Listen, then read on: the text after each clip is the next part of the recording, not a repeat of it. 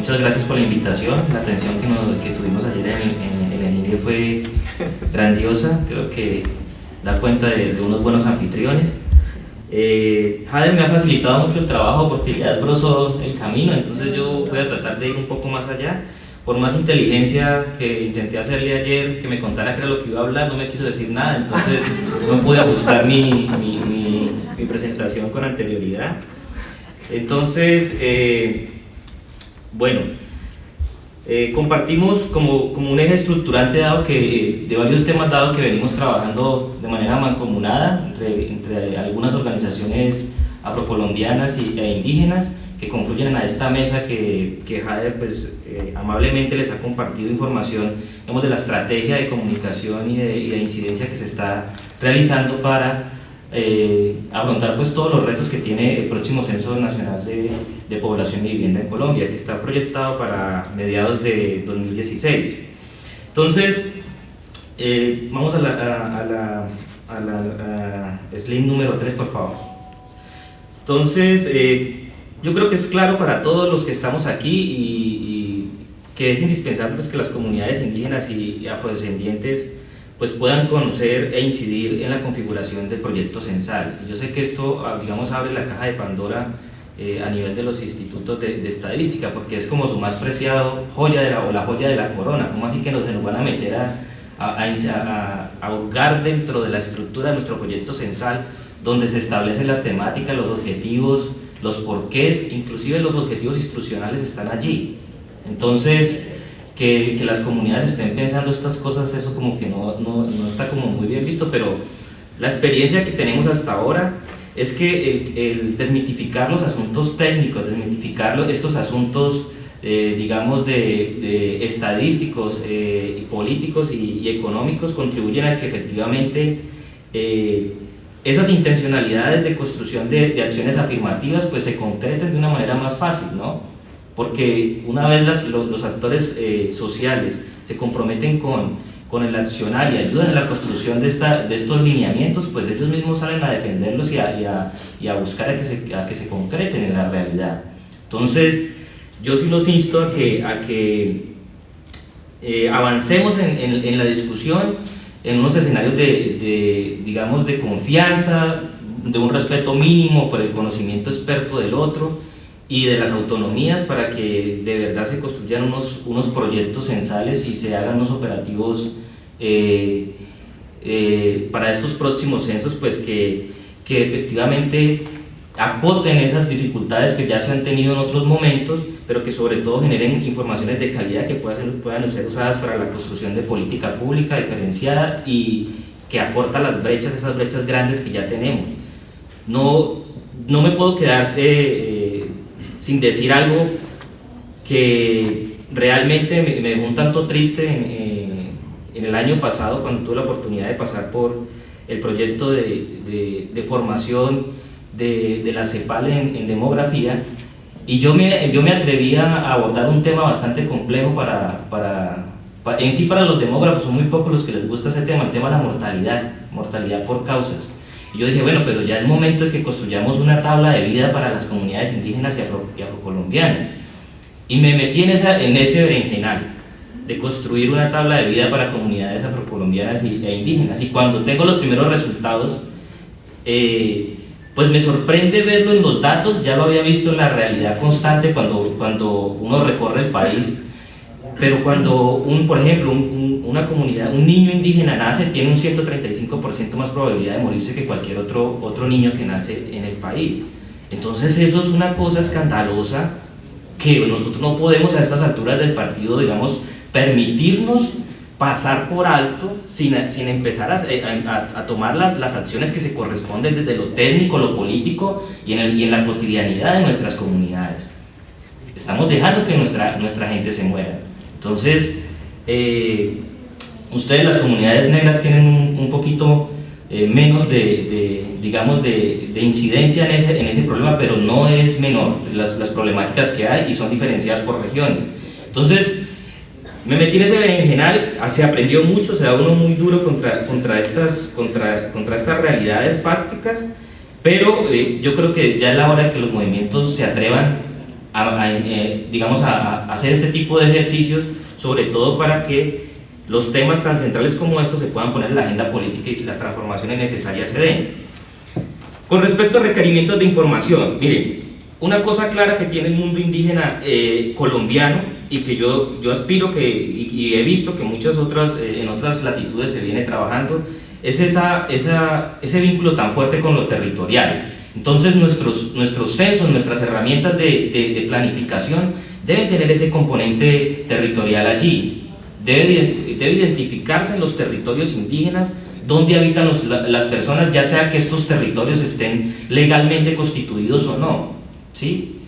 Son sus espacios territoriales donde desarrollan sus actividades sociales, económicas y culturales, que deben ser reconocidos y que al ser incluidos de una manera lo más específica posible, lo más desglosada posible, van a poder hacer efectivamente políticas específicas donde efectivamente se requieren. Pero cuando uno mira las estadísticas y el nivel de desagregación territorial, no somos capaces de hacer cálculos para nuestros territorios, porque los niveles de agregación se quedan en las DAME, en las áreas menores, y no somos capaces de mirar un poco más adentro. Yo creo que técnicamente eso tiene solución, es muy sencillo poder bajar el nivel aún más al de áreas, llegar a las áreas menores y de esta manera, digamos, tener unos impactos más importantes. Nosotros hemos construido una definición de territorio, pues, digamos, lo más integral que podíamos, y es ese espacio donde interactúan diversas poblaciones con la naturaleza, y en las poblaciones humanas persisten relaciones entre lo sociocultural,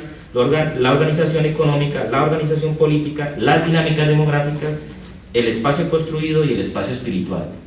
Esa es nuestra definición de territorio, desde la cual empezamos nosotros a pensarnos todo lo que es la planeación territorial. Entonces, otro tema que tiene que ver con los requerimientos de información, siguiente por favor, tiene que ver con el tema de migración, está fuertemente ligado con el poder bajar el nivel de agregación de la ubicación geográfica, en las preguntas de identificación fáctica, en lo que tiene que ver con el componente geográfico, y es que en el caso colombiano en particular, y también yo creo que en las Américas, los procesos de urbanización, pero también en algunas otras partes, las presiones de las multinacionales, los conflictos por la tierra, en nuestro caso un conflicto político armado prolongado por más tiempo del necesario, ha hecho que nuestras comunidades migren hacia cabeceras municipales o hacia las capitales regionales. Y nosotros no somos capaces de ver esos movimientos, esos flujos migratorios, no los logramos ver desde dónde desde nuestros territorios están saliendo. A duras penas somos capaces de verlo a nivel municipal y con mucha dificultad a nivel rural-urbano. Entonces, ya es el momento que podamos ver, por ejemplo, cómo son esos tránsitos entre propios territorios indígenas, que son muy constantes, y también esos contraflujos de retorno que también se dan. No somos capaces de verlo, y por eso vemos nosotros que de una u otra manera se les es más difícil disminuir esa política de territorio vacío que se nos viene implementando desde afuera, porque no tenemos datos y no logramos dimensionar las acciones que se requieren para poder parar esos flujos, ¿sí? Pero bueno, es una de los llamados a que hagamos, a que bajemos el nivel de agregación, y esto todo centrado en el mundo indígena. El territorio nos ancla y somos parte de él, somos una parte más del territorio, entonces no somos un objeto o un sujeto aislado al mismo, sino que somos parte de él. Entonces por eso insistimos y molemos mucho con este tema, ¿sí? Que si son susceptibles o no de concertación, de consulta libre, previa e informada a los censos, pues ayer el compañero ponente de la OIT nos lo confirmó. Me imagino que de Colombia le hicieron unas consultas. En particular, la Organización Nacional Indígena de Colombia, de cara al Censo Nacional de Población, pues dio una discusión técnica, política, jurídica sobre esto, y nuestro argumento central era: siempre, además de todo lo que ya dijo Jader, siempre y cuando el censo afecte de manera positiva o negativa el territorio, es decir, el espacio geográfico y las personas que están allí y el entorno que está allí lo afecte, es susceptible de consulta libre, previa e informada.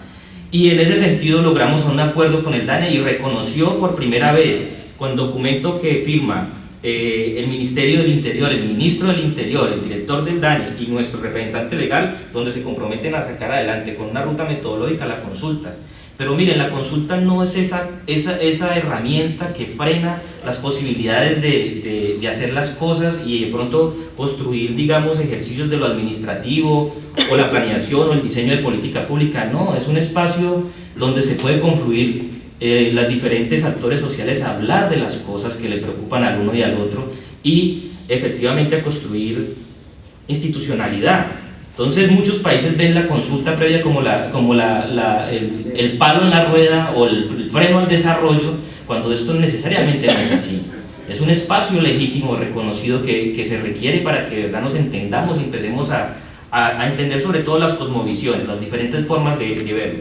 Bueno, este precedente político, jurídico, técnico nos permitió el documento, por favor, que dice proceso de consulta. Es una carta que envía el director nacional de nuestro INE, Mauricio Perfetti, donde le pide al Ministerio del Interior que por favor se apure para hacer las acciones que sean necesarias para avanzar en el tema de la consulta previa del próximo censo. O sea, sirvió un poquito el ejercicio anterior, ya se sentó el precedente jurídico y político, y ya sabemos que de aquí en adelante en Colombia los censos van a ser objeto de consulta previa, libre e informada. Esta es pues como lo último.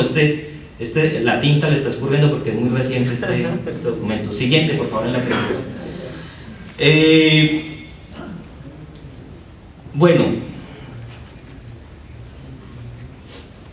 con respecto al proceso de planificación, pues, hombre, de las experiencias importantes, creo que nos enseña que hacer el ejercicio de manera descentralizada nos permite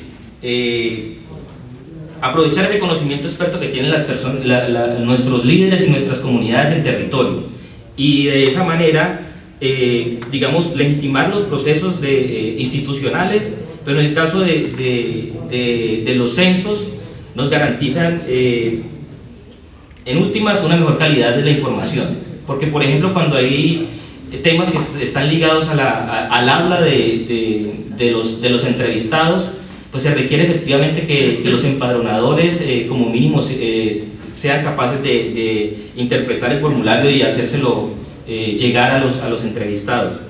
Pero también pudimos observar que en este ejercicio pasado, de este censo pasado, que no era de población, logramos alrededor de 3.000 indígenas trabajaron en el Censo Nacional Agropecuario, y entre esos había muchos coordinadores, supervisores de área y efectivamente empadronadores.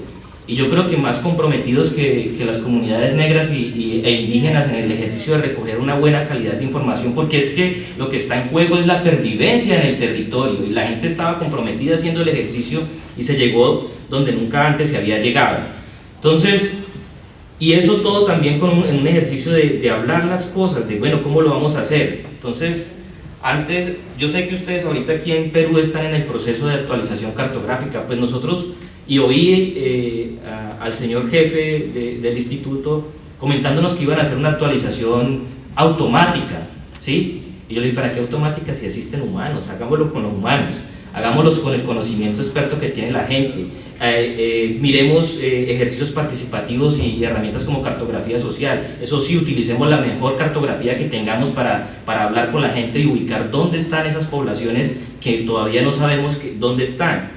Y el caso colombiano es impresionante, logramos ubicar casi 7.300 nuevos centros poblados que no estaban en el mapa en Colombia, y si no están en el mapa no existen, y si no estaban en el mapa nunca los habían contado. Entonces yo espero que por lo menos realmente para el próximo Censo Nacional de Población ese subregistro se disminuya al 80%, luego de que hemos encontrado las rutas operativas de cómo llegar a territorios de muy difícil acceso. Por ejemplo, Tú tomas un avión, luego coges un bus, luego te bajas y te montas en chalupa por el río 5 horas, luego te bajas y te montas en una moto, luego arrancas a pie, recoges una mula, llegas al Palo de Mango, te devuelves y llegaste al sitio. Una cosa impresionante, y esas rutas, esos caminos de difícil acceso, que me imagino que en nuestras selvas de Perú son similares, en las zonas andinas con terrenos tan quebrados, solo las conocen los vaquianos, solo las conocen las personas del territorio. Por más técnica que utilizamos, si no aprovechamos todo ese conocimiento experto, desaprovechamos una gran oportunidad de mejorar nuestros marcos muestrales.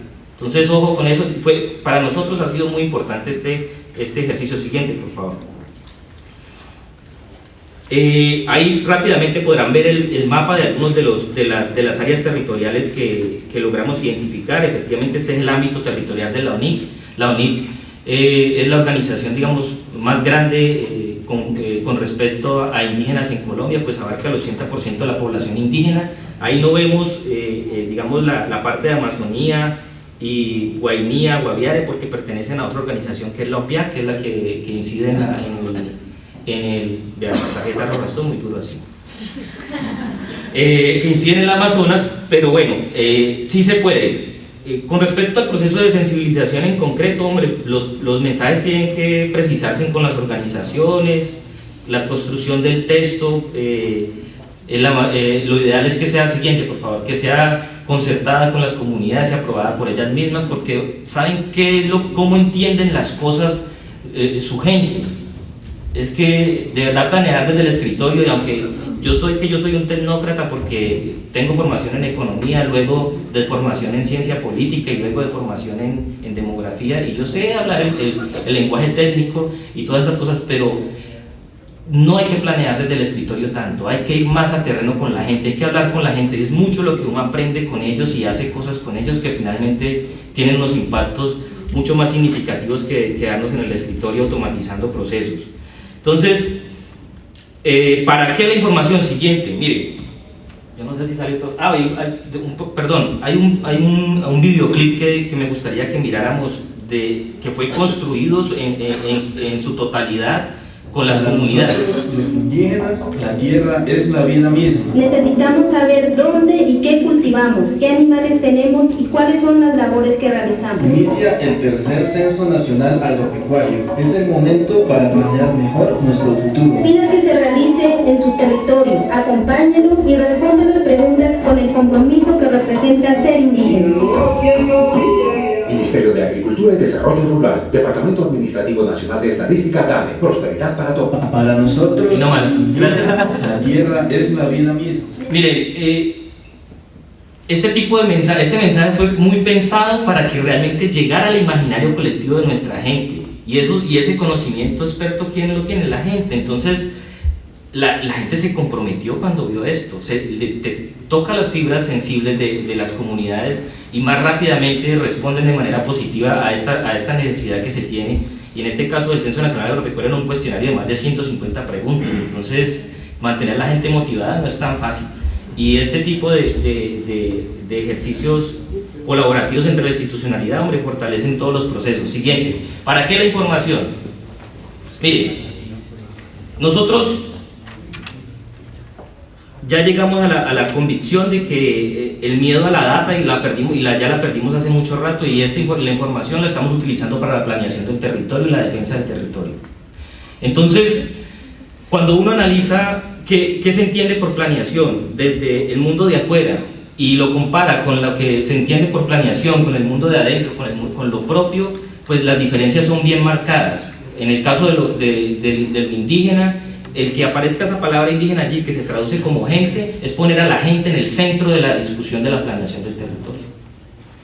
Está la comunidad y está el territorio, está la vida, pero cuando uno mira la visión de Occidente, qué es lo que están pensando de lo que es la planeación, pues sí, se está pensando en el desarrollo. Bueno, ahora ya definamos qué tipo de desarrollo. Se está pensando en planear, se está pensando en lo urbano, se está pensando en lo espacial. Solo para decir algo, las visiones hay que acercarlas.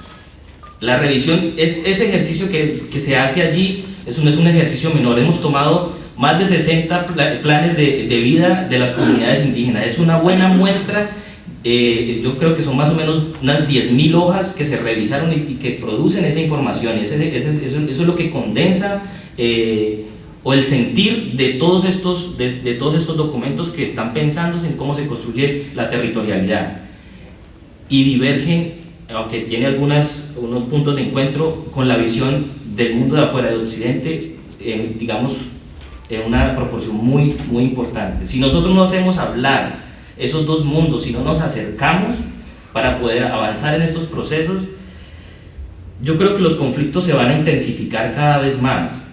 Los accesos a la información ya no nos permiten que nos traten como menores de edad. Ya es otro momento. Entonces yo creo que es un espacio privilegiado el que tenemos una oportunidad para hacer esas transformaciones desde ya y dejar un tanto a un lado unas cuantas taras mentales y paradigmas que tenemos allí en la cabeza y fluir, ¿sí? Siguiente para terminar. Todo esto ya nosotros lo estamos utilizando, y la técnica y la tecnología la estamos utilizando para planear el territorio de manera participativa, pero luego le ponemos la técnica y somos capaces de construir geoestadística, y somos capaces de definir dónde es que tenemos ciertos problemas en este caso estamos mirando infraestructura de saneamiento y agua potable. Para el caso de la Alta Guajira, ¿sí conocen ustedes? Allá son muy bonitos. Entonces, cuando llega el presidente de la República en su primer discurso de posesión para el segundo periodo, dice: no, se nos están muriendo los niños porque no hay agua, no sé qué, la contaminación. Sí, señor presidente, no, yo me comprometo a poner unos pozos, pero no es problema, mire, ya nosotros tenemos el diagnóstico. Esto es un llamado a ustedes, compañeros indígenas, a que no esperemos a que nos vengan a enseñar nada, no esperemos a que nos vengan a hacer la tarea, nada. Nosotros ya tenemos la capacidad para enfrentarnos a este tipo de planeación y somos capaces de hacerlo de una manera más acertada. Entonces, señores INES, por favor faciliten el microdato anonimizado, faciliten las cartografías, piénsense como usuarios, por favor. Yo hice el ejercicio de entrar a la página de Perú y encontré ciertas dificultades y recomendaciones que podemos hablar en cualquier momento, pero, o sea, no hay que tenerle miedo a la democracia. Hay que abrir ya esa talanquera de controlar la información. No le tengamos miedo a la democracia, ¿vale? Yo quiero dejar ahí, qué pena con ustedes tanta regla.